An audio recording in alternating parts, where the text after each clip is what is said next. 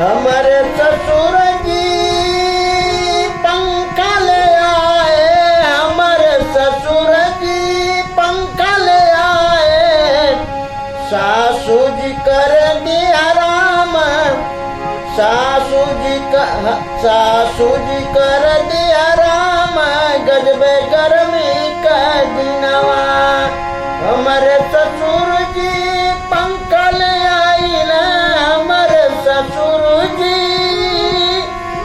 पंखा ले आइल। सासू जी कैली आराम, सासू जी कैली आराम, गजबे गर्मी का दिनवा। सासू जी कैली आराम, गजबे गर्मी का दिन।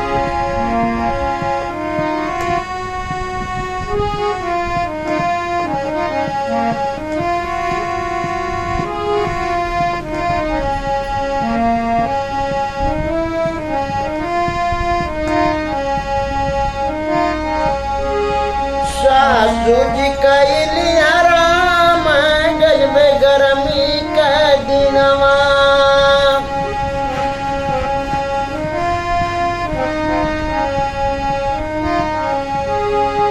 हमारे जेठान जी कूलर ले आइल, हमारे जेठान जी कूलर ले आइल। हमारे जेठ जी कूलर ले आइल। जेठानी कैली आराम, जेठानी कैली आराम, गजबे गर्मी का दिनवा। जेठानी कैली आराम, गजबे गर्मी का दिनवा।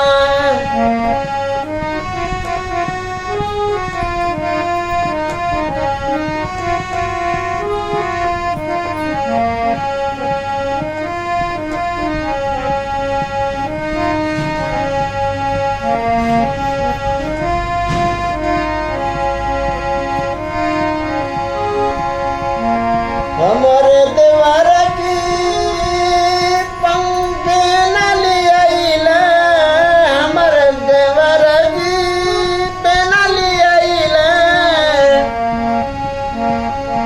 छोटी ननदी झपटन छीनी, छोटी ननदी झपट छीनी, गजबे गर्मी का दिनवा।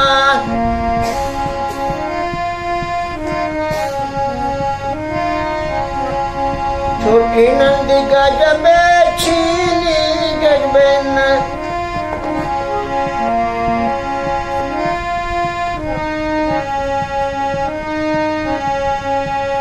गजबे गर्मी का दिनवा, गजबे गर्मी का दिनवा। ननदी झपट से छीनी, गजब नंदी झपट से छीनी, गजब गर्मी का दिनवा।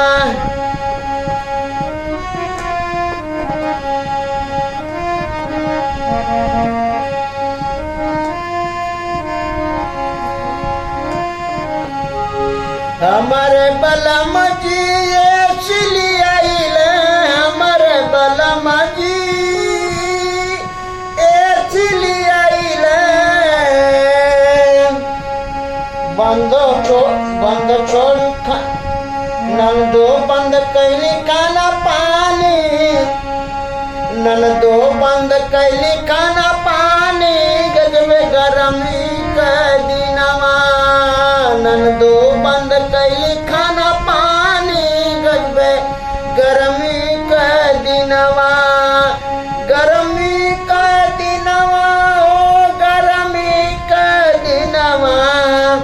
नंदो बंद कैला खाना पानी, गजबे गर्मी का दिनवा।